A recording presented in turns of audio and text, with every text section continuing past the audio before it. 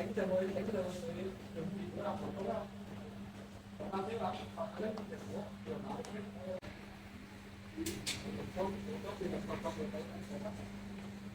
Ổn rồi mà, có cái gì không? cháu mỗi dòng quát xia đấy vợ quát các tấu này cháu chồng đấy cha thì nào nó đánh có nghĩ là giống